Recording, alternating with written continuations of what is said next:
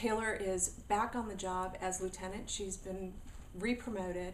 She's got her command back, she's got her team back, and doesn't have any time to celebrate. She's immediately called out to a neighborhood in Nashville where 7 children, 7 teenagers have been murdered, all back to back, all in one evening on Halloween night.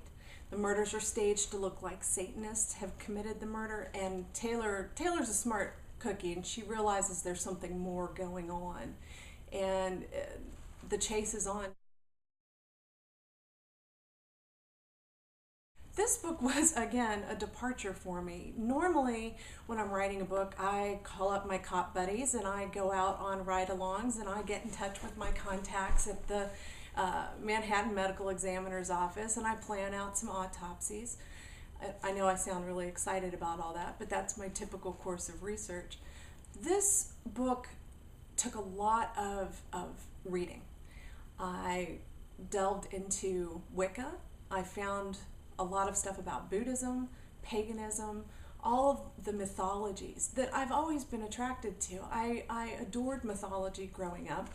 Anybody who's read the books know that there is a strong mythological theme that runs through them. Taylor is Athena, the warrior goddess of Nashville. And it was really fun to finally take all of my background in mythology, marry it with the witchcraft and the occult, and turn it into a book. And it was just so much fun. I had just come off a really grueling serial killer novel, The Cold Room, and that book gave me nightmares. I had nightmares every single night while I was writing it. When I started to do the research for the Immortals, the nightmares stopped, and I had several glorious months of no nightmares at all. And then when I started on the next book, the nightmares came back. So there's something to this book that's very, very special to me. I see her as the warrior goddess of Nashville. She's my very own Athena. She is strong, intelligent, beautiful. She is such an amazing character to write. She's very black and white. She sees good, she sees bad, and there's nothing in between for her. My challenge as a writer is to put Taylor in the gray areas and find ways for her to be challenged, so to speak. But it was very important to me to have a hero. Taylor is a hero. And have her be strong because that's who she is. Not because she's been through a trial by fire, not because her parents were murdered or a sibling was hurt or she herself was hurt. It was very important to me for her to be a strong, intelligent, capable woman who is respected by her peers.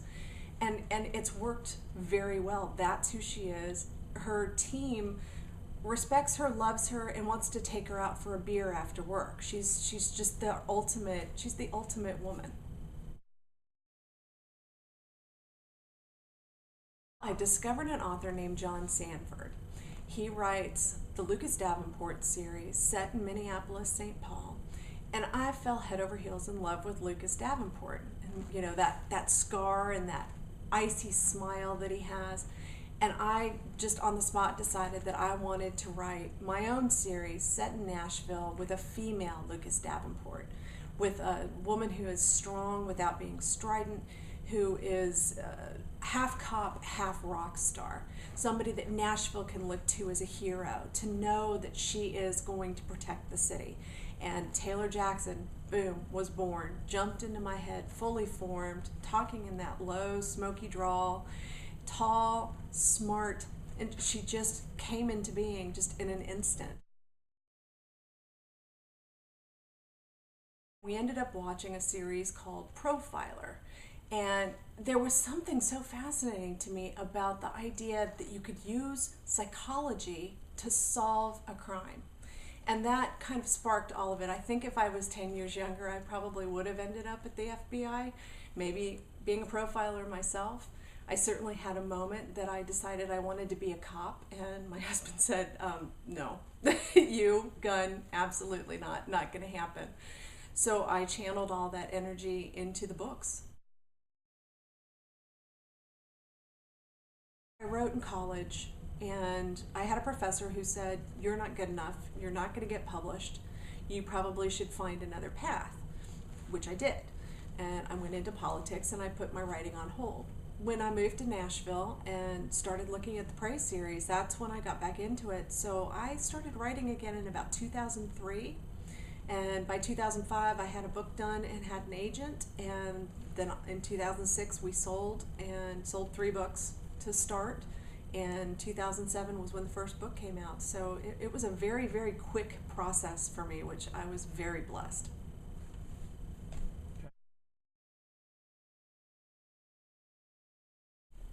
Well, there's 3 things you can expect from a J.T. Ellison novel. 1, you're going to get a strong female lead. 2, you're going to get a very fast-paced, thrilling story. And 3, you're going to get a taste of Nashville, Tennessee, the Nashville that we see, that the people who live here day in and day out see. Not the Nashville that the media portrays, not Music City, not the country music capital, but a real, living, breathing city that's very, very special to all of us. Every book is written as a standalone, so you can pick it up out of order, read it, understand what's going on. But as an author, of course, I want you to read them in order, because then you're going to get every detail and the fullness and lushness of the story over the course of the books as it unfolds. One of the things about having a hero as a main character is she is by nature iconic, which means she does not change very much from the beginning of the book to the end of the book. And that's true of every book.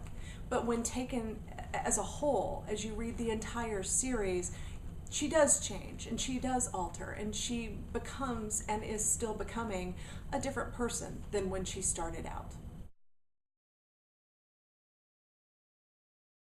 It is definitely a challenge. One of the biggest things that I need to focus on as a writer is making sure that for people who are picking up the book for the first time, they have enough backstory to understand what's happening. They can, launch right into the plot and not have any qualms about, who is this person, why are they here, or what's their name. At the same time, it's easier to write a series because your world is built for you already. You have the characters, you have the setting. One of the things that I do to try to liven it up so I don't get bored is take the series out of Nashville. In the second book, 14, Taylor goes to New York. In the 4th book, they go to Italy. It's important to me to take her out of her comfort zone, and by taking her out of Nashville, that immediately does that. Next up is So Close, the Hand of Death, which is March 2011. So Close is, again, another departure, but we revisit a serial killer from an earlier novel. So I suggest that people read 14 before they read So Close, the Hand of Death, but that will be out March 1st, and oh boy, Taylor really is up against it this time.